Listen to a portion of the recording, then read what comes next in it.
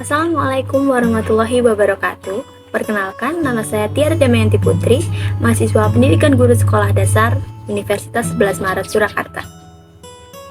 Pada kesempatan kali ini, saya akan membawakan cerita anak yang berjudul Janganlah Egois.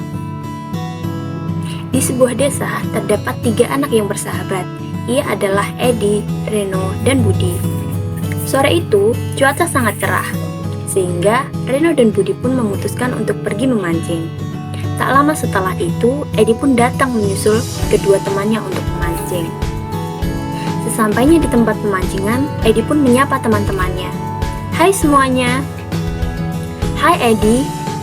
Reno dan Budi pun serentak menjawab sapaan dari Edi. Kemudian dengan percaya dirinya, Edi mengatakan, "Lihatlah kawan, hari ini akan kutangkap semua ikannya."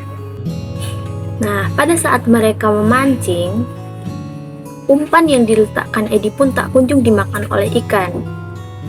Nah, justru di sisi lain, umpan yang diletakkan oleh Reno dan Budi pun dimakan oleh ikan. "Yeay, aku dapat. Yeay, akhirnya aku dapat juga," kata Reno dan Budi.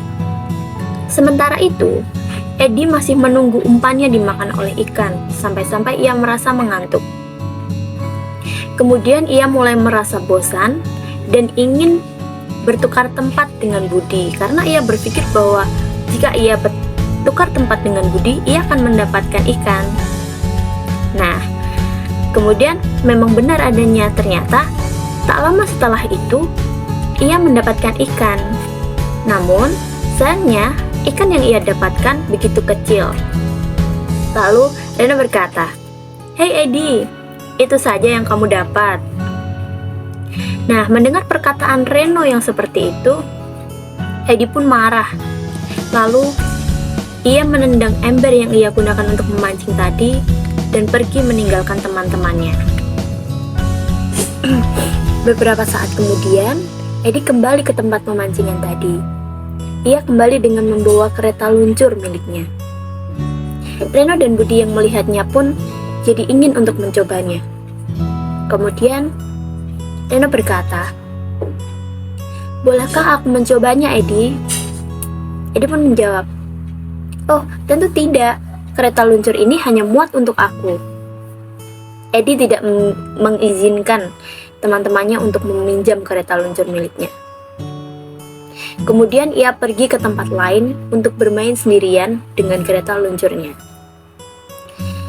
Nah, setelah ia merasa cukup lelah bermain dengan kereta luncurnya, ia memutuskan untuk pulang ke rumah. Saat perjalanan pulang ke rumah, ia melewati tempat pemancingan tadi. Namun, teman-temannya sudah tidak ada di tempat pemancingan tadi. Teman-temannya sudah pulang ke rumahnya masing-masing. Namun pada saat itu,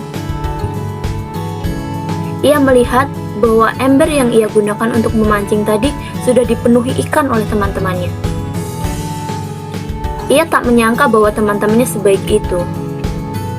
Edi pun berpikir dan mulai sadar bahwa memang adanya teman-temannya sebaik itu dengan dia.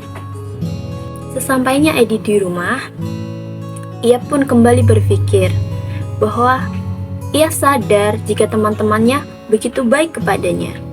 Ia pun menyesali perbuatannya, bahwa ia tidak boleh egois lagi. Ia harus berbagi mainan dengan teman-temannya. Nah, keesokan harinya, Edi datang kembali ke tempat biasa yang mereka gunakan untuk bermain. "Hai semuanya, lihat, aku membawakan kereta luncur baru." "Wow, itu sangat keren Edi. Asik sekali, sekarang kita bisa bermain bersama." "Ya, tentu saja. Hari ini aku membawa kereta luncur baru yang lebih besar. Jadi, kita bisa bermain bersama-sama." Mereka semua pun akhirnya bermain bersama-sama lagi. Kemudian, Edi sadar bahwa dirinya tidak boleh egois lagi dan ia bisa bermain dengan gembira dengan teman-temannya.